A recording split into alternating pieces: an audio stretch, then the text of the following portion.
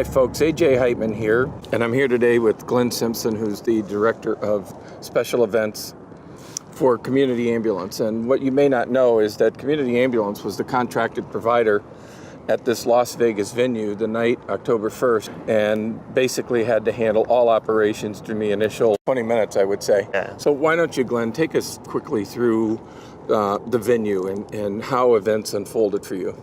I was on Las Vegas Boulevard. I had just escorted a couple into a cab after they had a long night and just needed to go home. At that point, I was with 5 Metro officers and began walking back towards the venue. We heard the first 3 shots, didn't think anything of it. I knew there wasn't pyrotechnics. In our pre-planning meetings, we knew there was no pyro for the show.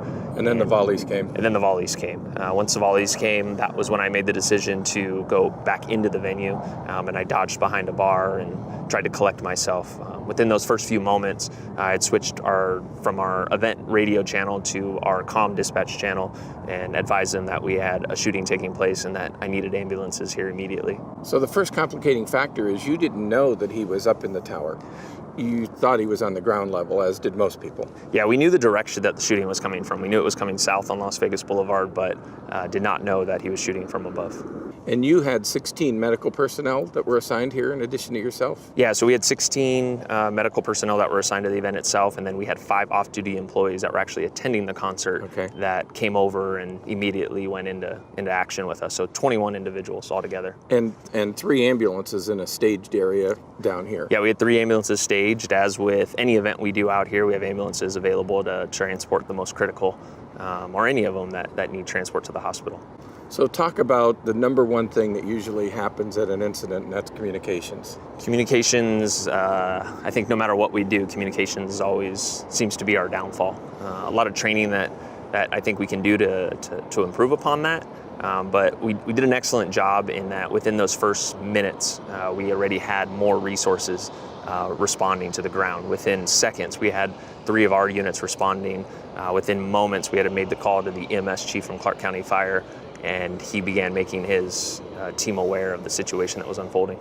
Now, one of the things we talked about is the ability maybe in the future for every responder to have a portable radio. It's costly, but that day, not everybody had portable radios. Yeah, so they got separated. Yeah, absolutely. It's not uncommon for us to deploy our teams with a radio, versus each individual. And so from this, our immediate action that we have taken is invested in that infrastructure. Often people are telling us that we're the heroes, but I can't say enough about the bystanders that they didn't hesitate. They flipped into first responder mode, and we began taking vehicles and filling those vehicles up. And even amongst all that stress, you had people that were driving that they're not from here. They didn't know where they were going, and so it was imperative that we gave them the correct address and gave them instructions to pull out their phone and let's type this hospital together and then let's get you on their way. And that's what they did. You got to have communication. You got to have good relationships, whether it be with PD, whether it would be with other EMS agencies or with your public Clark County Fire Department. You got to have those relationships. And I'd be remiss if I didn't ask you about the emotional aspects of this on your staff.